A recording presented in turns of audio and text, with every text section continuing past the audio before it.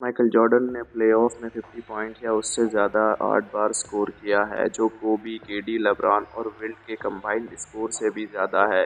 Jordan के पास सबसे ज़्यादा 40 पॉइंट प्लेऑफ गेम का भी रिकॉर्ड है, करीम, एआई, स्टेफ करी और डी-वेड के कंबाइंड टोटल से ज़्यादा। सच में एमजे एनबीए हिस्ट्री का इकलौता प्लेयर है जिन्होंने 40 प्लस करियर गेम में ज़्यादा स्कोर किया है, उन गेम्स के कंपैरिजन में जहां उसने 20 पॉइंट से कम स्कोर किया है। जॉर्डन का God like aura, brutal trash talk और फिजिकल डोमिनेंस अपोनेंट के दिल में डर डाल देता था। जब अपोनेंट्स को बुल का सामना करने से पहले अच्छी नींद चाहिए होती थी, जॉर्डन सिगार पीता और ड्रिंक्स करते हुए भी 40 पॉइंट्स स्कोर कर देता था। इस एयरनेस ने हर चीज को आसान बना दिया था।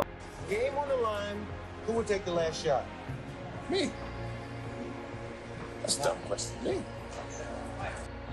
28 बार जॉर्डन ने गेम विनिंग शॉट लिया है, जिसमें प्लेऑफ में 7 गेम विनर भी शामिल हैं। और एमजे सिर्फ स्कोरर ही नहीं था, उन्होंने सबसे ज़्यादा first team all defence selection किया है। वो गार्ड्स के लिए ऑल टाइम ब्लॉक्स लीडर है और 6 सीजन में 200 प्लस स्टील्स का रिकॉर्ड भी है। गोट होने का जवाब देने के लिए हम पहले उनकी जेनेटिक्स और गॉड गिवन टैलेंट से शुरू करते हैं। माइकल जॉर्डन को छोटा होना था, उनकी फैमिली में कोई भी 5'9" से ज़्यादा लंबा नहीं और एक सेकंड ईयर स्टूडेंट के रूप में माइकल को अपनी वर्सिटी बास्केटबॉल टीम से फेमस तौर पे कट कर दिया गया था क्योंकि वो सिर्फ 5'1" के थे। ये थोड़ा सैड लगा है पर ये सच है, लेकिन जॉर्डन को सुप्रीम एथलेटिज्म का ब्लेसिंग मिला था। माइकल के बड़े भाई लैरी को देखो जो 5'8" पे डंक करता था। जब एक अनएक्सेप्टेड ग्रोथ स्पोर्ट ने माइकल को 6'6" तक बढ़ा दिया था तो वो अनस्टॉपेबल हो गया। अपने हाई स्कूल करियर के एंड तक जॉर्डन का एवरेज 27 पॉइंट, 12 रिबाउंड्स और 6 असिस्ट पर गेम था। पर अपनी अनरियल स्पीड और एथलेटिज्म के बावजूद यंग एमजे अभी भी एक unpolished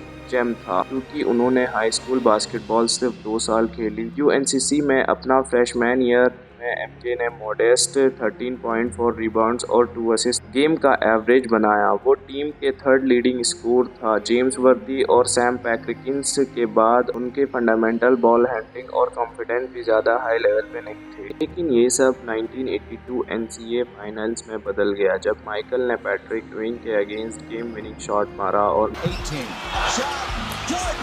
North Carolina has won the 1982 NCAA championship. जीती और जॉर्डन ने कहा ये मेरे करियर का सबसे बड़ा टर्निंग पॉइंट था। I turned my name from Mike to Michael Jordan. It gave me the confidence that I needed to start to excel at the game of basketball. पिछले 2 साल में जॉर्डन ने डीन स्मिथ के under अपनी basketball education continue की और एक complete player बन गया। उसने 20 पॉइंट पर गेम एवरेज किया, फर्स्ट टीम ऑल अमेरिकन बना और अपने जूनियर ईयर में 1984 में collegiate player of the year नाम से जाना गया। लेकिन उसके कॉलेज के करियर के बेसिस पर ये प्रिडिक्ट करना मुश्किल था कि जॉर्डन एनबीए के मुकाम तक पहुंच पाएगा। आखिरकार माइकल से पहले काफ़ी ग्रेट प्लेयर थे जिन्होंने कॉलेज में काफ़ी अच्छा खेला था, जैसे Kareem, Magic Bird, Bill Walton, Bill Russell, Oscar Robertson, David Thompson, Pete Maravich और कुछ और। उसके कॉलेज के रिलेटिवली मॉडेस्ट नंबर्स और 21 के big man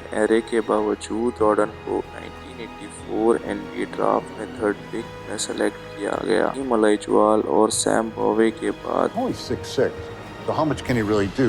We wish he were 7'1", but he isn't. लेकिन 2 प्रैक्टिस के बाद बुल्स के कोच ने जनरल मैनेजर को कॉल करके कहा, इस बार तुमने ड्राफ्ट में गलती नहीं। The first day in practice, my mentality was whoever is the team leader on that team, I'm going after him, and I'm not going to do it with my voice because I had no voice. I have to do it with the way that I play. जब season शुरू हुआ Jordan को सिर्फ 3 games लग गए 30 point score करने में और 9 गेम्स में 40 पॉइंट्स क्रॉस करने में।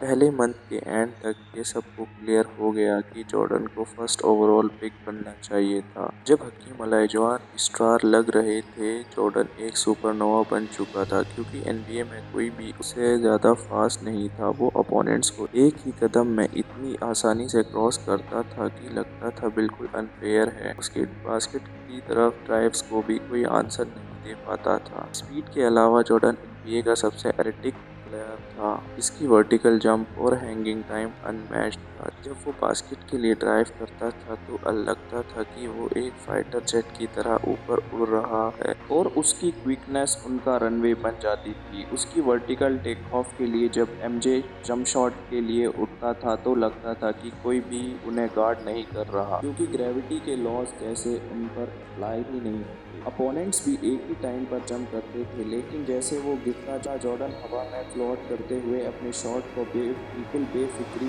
तरीके से मार देता था।